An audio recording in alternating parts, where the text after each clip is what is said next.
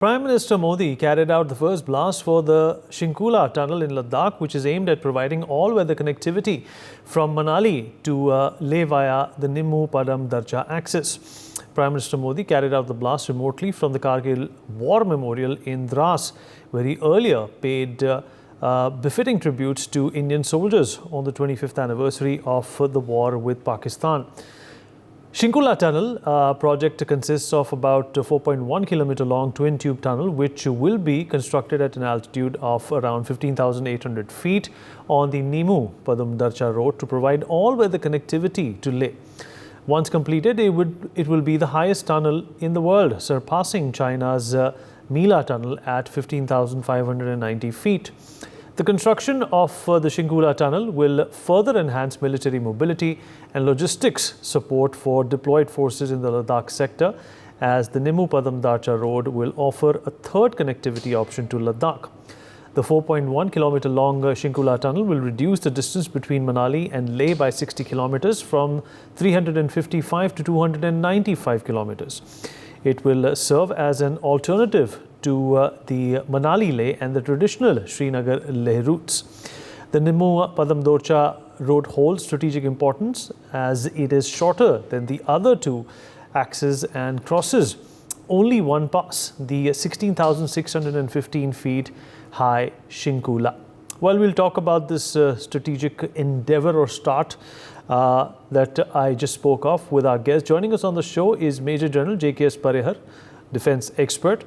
Colonel J.S. Sodhi, defense expert and international expert, also joins us on the show. Group Captain U.K. Devnath, former fighter pilot, joins us on the program as well. Last but by no means the least, Group Captain V.N. Jha, former joint director of DRDO, also joins us on the show to talk more about this. Gentlemen, thank you so much for being a part of this conversation. It's always a pleasure to talk on the strategic improvements that India continues to make in terms of its infrastructure and in terms of its deterrence as well. Group Captain Jha, I'll begin with you, sir. So first up, it's a momentous day.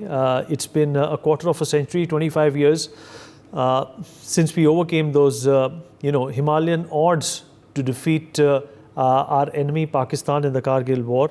And secondly, it also is a day where remembrance is the order of the day for all those soldiers who laid down their life. And the Prime Minister and his government, and of course some of the previous governments as well, continue in this endeavor to make sure that when it comes to our soldiers, when it comes to our fighting chances, we have the best of everything that we can afford and that we can provide. In that spirit, in that light, Group Captain Jha, what do you have to say today? Well, Vineet, thank you very much for bringing up this topic. My salute to all brave hearts who had laid down their lives or who had gone through the disability due to the war injuries. And it was sheer valor and determination of our services, of our soldiers, which had taken the, things out of, I can say, the heart out of Pakistanis. Because this was a very difficult war where the enemy is sitting at the height and we are trying to scale those heights with the gun in our hand. It's very difficult when it comes to the scaling the heights at the higher altitude and with the least amount of the acclimatization that our soldiers had gone through. So this was a difficult time. But all the same, I again compliment the entire nation. I give my compliments to the nation for the victory of that Vijay Diwas. And it will always remain, something in very deep into our hearts. But the thing is that the lessons learned, which was determined by the committee after the war, lessons learned out of the Kargil, have we implemented it? So as the discussion passes through, we will elaborate onto this also, but as it seems superficially, some of the aspects still remain raw in the gray zone today. First thing, Kargil was the major intel failure. What were part, whichever account, I'm not going to that. It was the intel failure. Same thing we had beneath in April 2013, when in the Depsan plain, PLA marched through the Depsan plain, crossed over the Daulat Beg Golti, came very close to the Sachin, and they camped there for almost about 3 weeks or so. And when government of that day requested them with a folded hand, please go back, they did go back, but only halfway. Half of the defense planes is still in the under the hands of the PLA from that day, and we are unable to leave them. Did we learn this lesson subsequently in the Pangong area? No, we didn't, because we knew that Chinese camped at Finger 8 all through. I had also gone to the Pangong area sometime in the 90s. Our soldiers were at Finger 1, but we were marching, we were patrolling through up to Finger 4. But then how and when did the PLA come to Finger 5, Finger 4? We didn't know. We again had a great intel failure. On whosoever part, I'm not talking of that. But did we learn the lesson? No. On the intel part, we didn't learn the lessons. But some of other things have been very well accepted by the government of the day, as well as the armed forces. We have the CDS, we have joint services, we are having the theater command. Now we are trying to accumulate the entire approach to war situations, whom to apply and how to apply at what time, whether Air Force, Navy or Army, all those things we are saying. We also have many other modernizations of the services in terms of weapon. We were pathetic when Galwan happened. Vineet, you will not believe that our soldiers in 2020 had the SLR, the INSAS, whereas the Chinese had the assault rifles in their hand. Thanks to the Modi government, within about 3 weeks, our soldiers had the assault rifles which can have the deadly killing at the range of 600 meters. So, those are the readiness for any war that is mandatory. We must be always ready with the adequate weapon, with the type of weapon that has come through in the last about 7 years, 8 years, whether it is in terms of the rifles, whether it is in terms of the howitzers, light howitzers. That is the one which is employed at the heights. So that is the one. And in that term, whether it is the Army, Navy or Air Force, Navy was in pathetic condition beneath. We had barely left, we were barely left with the 7 subs in the Navy. And today we are again back to the 14 or so. So including the 2 nuclear submarines that we have. So the armed forces have gone a sea changes in the modernization. I compliment the government of the day for all these actions taken. And as we progress through the talk today, I compliment again the services, those brave hearts who have laid down there. My salute to all of them. Vinit. Right. And Colonel Sodhi, even the theaterization bit, which was, on a very serious note undertaken by this government, has slowly become a reality. And, in the broader and the macro aspect of our deterrence and our capabilities, since the Kargil war concluded as well, where do you see India today? Jai Hind, Vineet. It's my honor to be on your esteemed channel and a privilege to be with the co-panelist. First of all, my salute and respect to the brave hearts of the Indian Armed Forces who made the supreme sacrifice fighting the Kargil war in 1999. And also I bow in respect to all the serving and retired armed forces personnel who fought valiantly in the Kargil war. Well, Vineet, it has been 25 years since the Kargil war and much has happened in the positive aspect. And the most important is that the Integrated Theatre Command is almost finalized and is to be announced anytime soon. I think this will be a major step towards the modernization, towards the synergy of the 3 services. I would like to remind your viewers that on 5th February this year, the Directorate of National Intelligence of USA said in its 2024 Annual Threat Assessment Report that Pakistan, China and India are inching towards a 2-front war. And all the timelines in the public domain indicate that this 2-front war will be fought in 2035. With just 11 years to go for a 2-front war, I think these steps like the Integrated Theatre Command to be announced soon, the creation of the post of Chief of Defence Staff, and various other measures, including the most important, I would say, having a strong military-industrial complex by the way of the success of Atmanirbhar Bharat and Make in India, is seeing the Indian Armed Forces become more robust and become more stronger to thwart the 2-front war that is on the anvil soon. But Vineet, I would like to add one more point. Though all the good things are happening, there is one point which I feel is a point of major concern. The defense budget has not been increased at all. It is just 1.9% of the GDP as compared to 1.89% of GDP, which is almost equal to the last year. Rather, we are seeing since 2019 the defense budget as a percent of GDP is going down. From 2.5% in 2019, it is just 1.9%.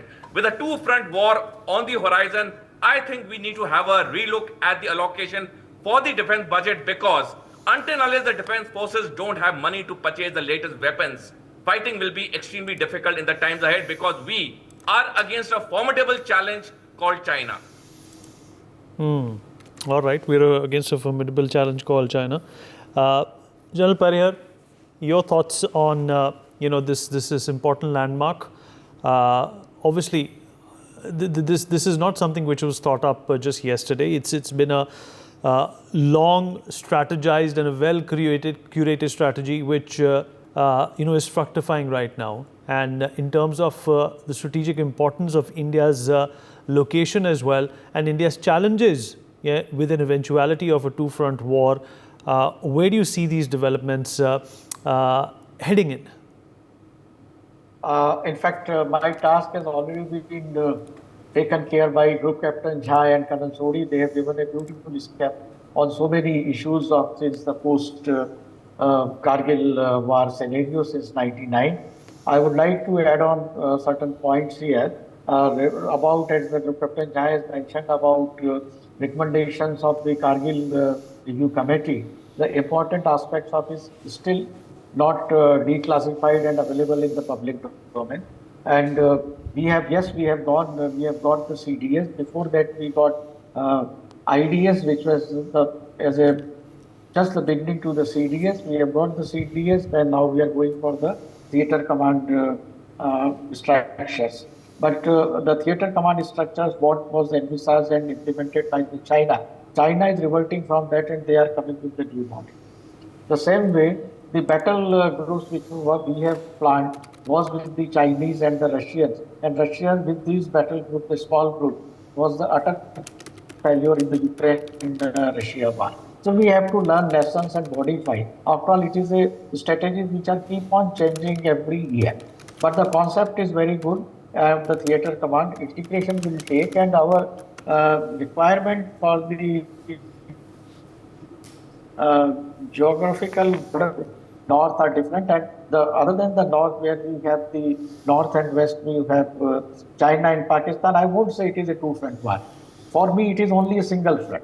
And particularly after the 2020, whatever has happened in the Ladakh, you can make out that there is a good synergy and synchronization among the forces of the Pakistan and China. They have built up the bases in the Kargil, and through the CPEC corridor, they have infiltrated into the Punjab and the Sindh areas and going up to the Balochistan. So India is having China in the west also, and in the north and northeast also. So we have for me, it is always the threat is always the China, and Pakistan is a proxy. They go with them. So this is the one challenge we have to see here.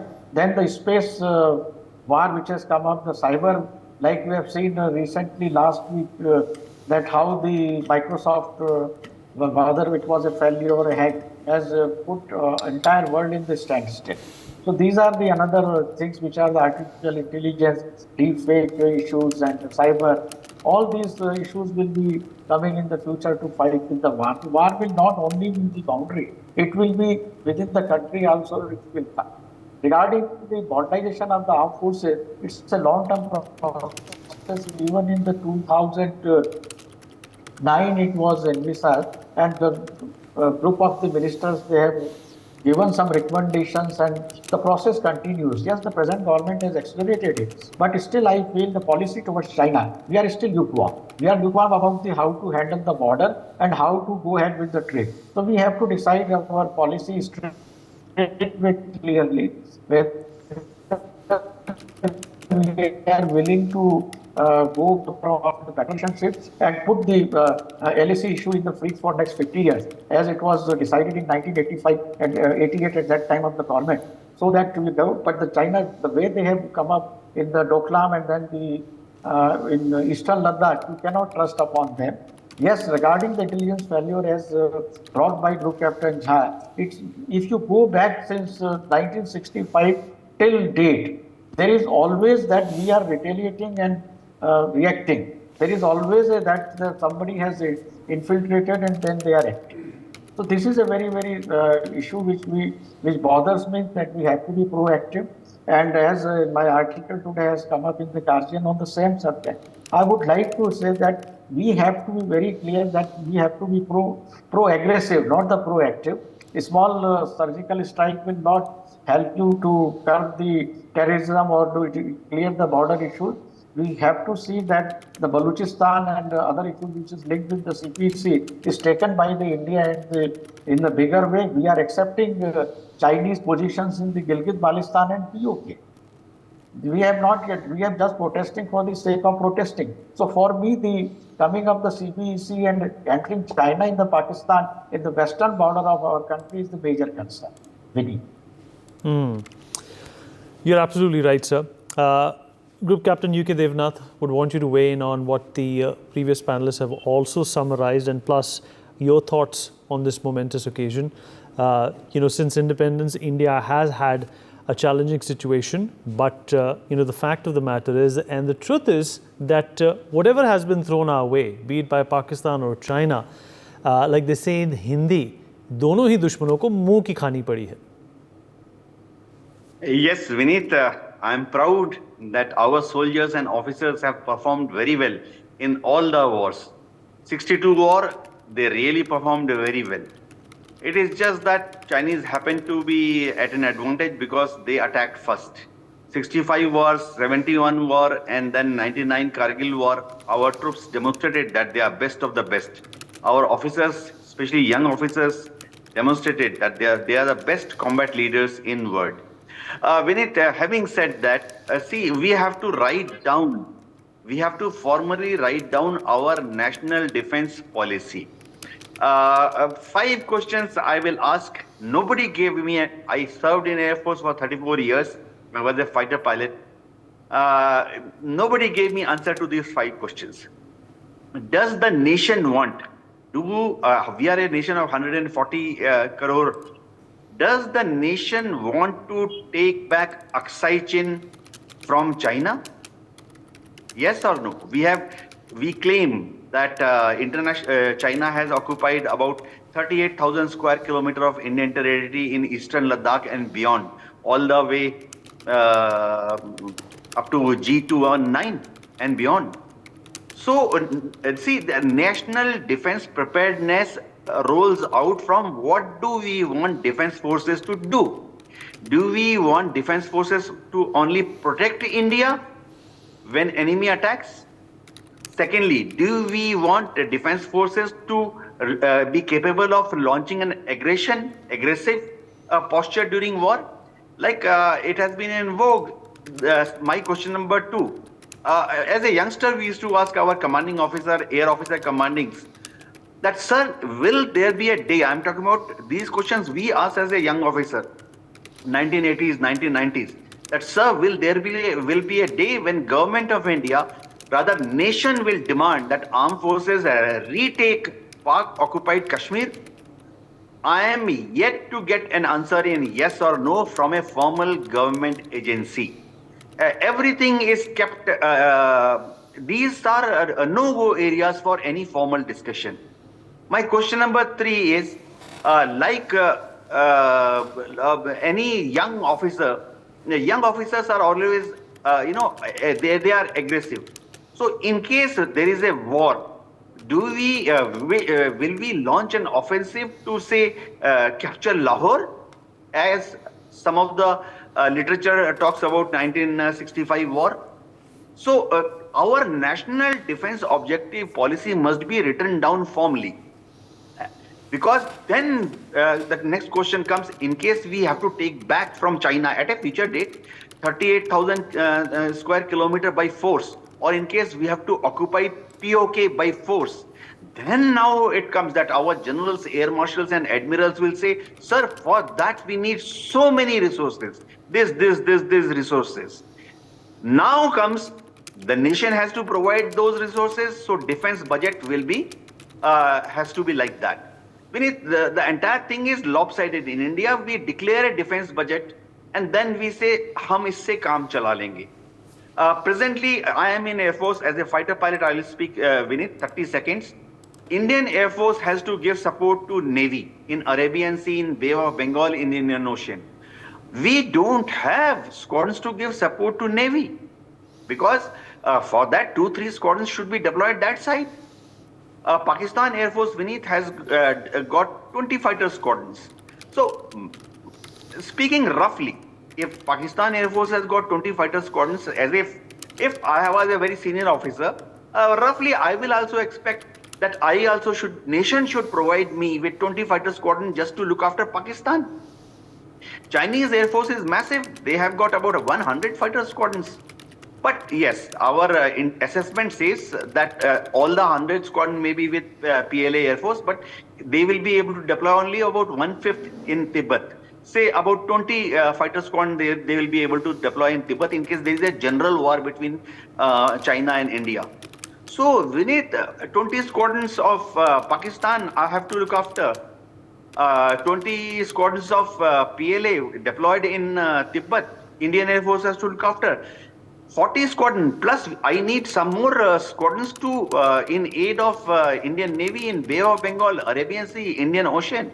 So I need 42 squadrons. We need, practically speaking, we are down till 30 squadrons today. So it is not that I'll end by saying it is not the budget which should control and define the parameters of our assets, military assets. It should be other way around. What the nation wants Army, Navy, Air Force to do, so much of asset will be required to attain that objective. And now the budget should be released accordingly to get that kind of an asset to Army, Navy and Air Force. Yes, Vinit? All right. We've also run out of time. We'll take concluding thoughts from all our guests, starting with Group Captain V. N. Jha once again. Well, Vinit, there will be questions, which are many questions which are unanswered. But that is what is the nation. Nation will have to take a call, act from time to time. And these are not fixed, silos of the glass boxes. These are the dynamic situations where, as the time passes on, we may have to reformat the defense strategy, and especially for against the China. I think there's a need to formulate not only the defense policy, even the foreign policy. There also there's a loophole. A lot of things are wanting in that foreign policy as well. Yesterday, a communique has come from Wang Yi as well as Mr. Jaishankar that we should resolve the border between China and India. This talk has been from the donkey's decades.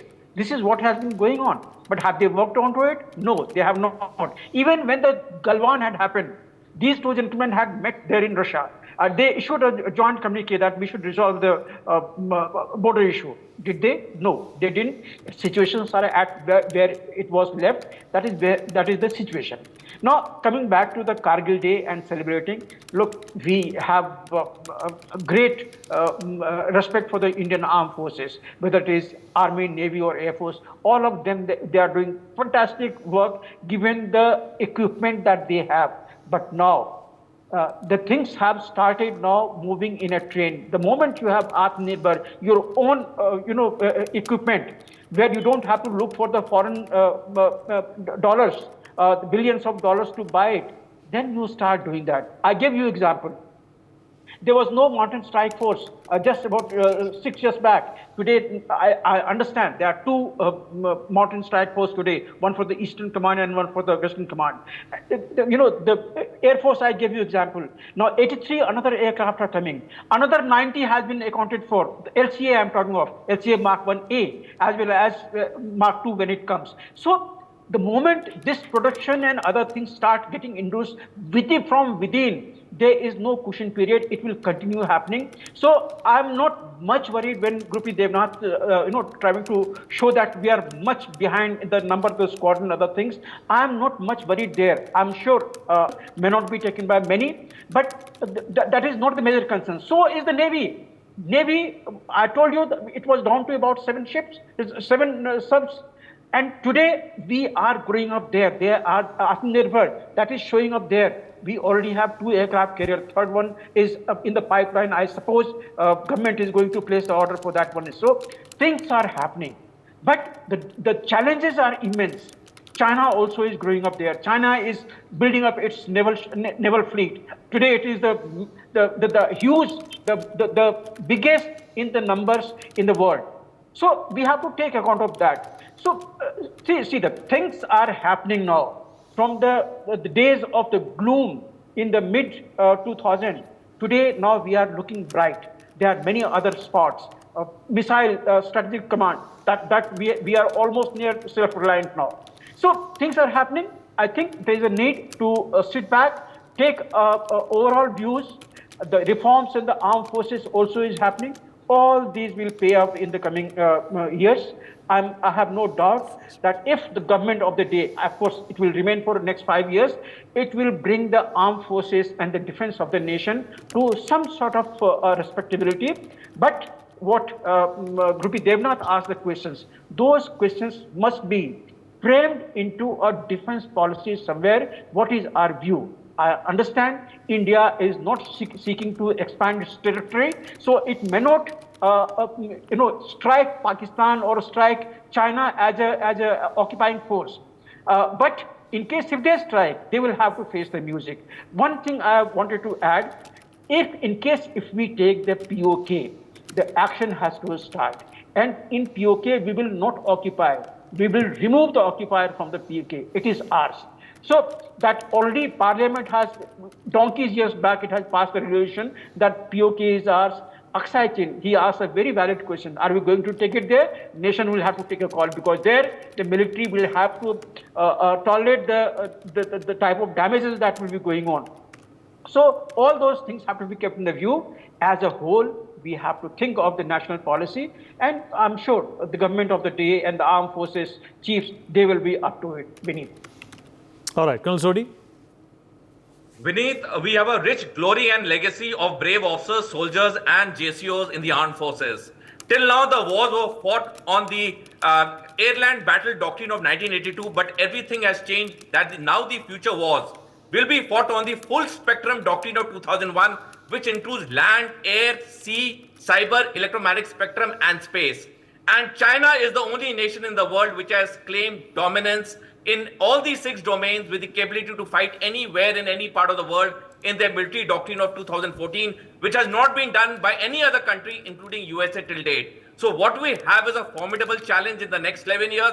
And I totally agree with Group Captain Devnath. It is time to have the national security strategy in place in the public domain, so that every organization of the corporate sector, of the government sector, every citizen knows what our national objectives are in the times ahead. That's a good point. Group Captain Devnath. Vineet, I will just say in one sentence. With the present state of affairs, we are doing well. But with these resources, we will be only able to defend our land, sea and air. We lack the capability to launch even a limited offensive on land, sea or air with existing resources. This nation must know. General Parihar. Last post Kargil 25 years have witnessed the rule of both the two, one group for 15 years, other group for the 10.